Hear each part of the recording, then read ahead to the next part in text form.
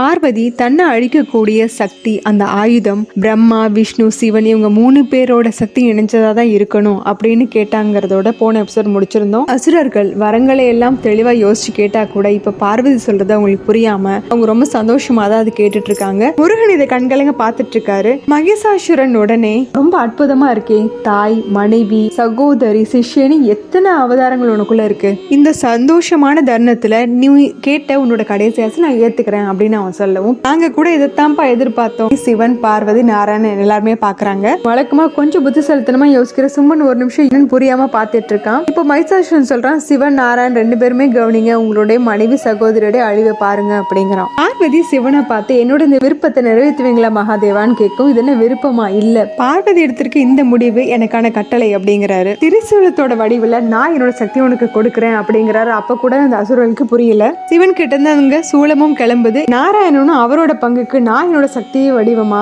என்னுடைய சுதர்சன சக்கரத்தை தரேன் அப்படிங்கிறாரு. நாராயணன் கையில இருக்க சுதர்சன சக்கரமா அங்கிருந்து கிளம்புது. பிரம்மாவும் சொல்லார், நான் என்னோட சக்தியின் வடிவமா பிரம்மாஸ்திரத்தை தரேன் அப்படிங்கிறாரு. பிரம்மா கிட்ட இருக்கக்கூடிய அந்த பிரம்மாஸ்திரமும் கிளம்ப இப்ப 3 சக்திகளுமா சேர்ந்து பார்வதி நோக்கி வருது. அசுரர்கள் ஆர்வமா பார்த்துட்டு இருக்க ஒவ்வொரு சக்தியா பார்வதிக்குள்ள வந்து இறங்குது. அசுரர்கள் நடக்க போறது என்னன்னு தெரியாம சந்தோஷப்பட இங்க மும்மூர்த்திகளும் உண்மையான அர்த்தம் புரிஞ்சு சந்தோஷப்படுறாங்க. இந்த எல்லா சக்திகளும் பார்வதிக்குள்ள வந்து இணைஞ்சதுமே பார்வதியோட உருவம் வேறொரு வடிவமா மாறுது. இத பார்த்ததும் மகேசாசுரன் ரொம்ப அதிர்ச்சி ஆகிறான். அசுரர்களுக்கு இப்பதான் கொஞ்சம் கொஞ்சமா புரிய ஆரம்பிக்குது. முக்கண்களோடையும் சிம்ம வாகனத்தோடையும் பல ஆயுதங்களோட பல ஆபரணங்களோட அலங்கார பூஷிதியா பார்வதி அங்க நின்றுட்டு இருக்காங்க. இதை பார்த்து தேவர்கள் எல்லாருமே சந்தோஷப்பட மும்மூர்த்திகளும் சந்தோஷப்படுறாங்க. முருகன் கண்ணீர் இப்பதான் புன்னகையா மாறுது. மகேசாசுரன் இது எப்படி சாத்தியம் அப்படின்னு கேட்க, பார்வதி ஒரு பெண்ணுக்கு எதுவுமே சாத்தியம் தான் முட்டாளே அப்படிங்கிறாங்க. நான் உருவானதே உன்னை அழிக்கத்தான் அப்படின்னு சொல்லிட்டு அவங்க சூடாயத்தோட இப்ப நிக்க. இதோட இந்த எபிசோட் முடியுது. அடுத்த எபிசோட்ல பார்க்கலாம். சேனல் லைக் பண்ணுங்க, ஷேர் பண்ணுங்க, சப்ஸ்கிரைப் பண்ணுங்க, பெல் பட்டனை பிரஸ் பண்ணுங்க. தேங்க்யூ.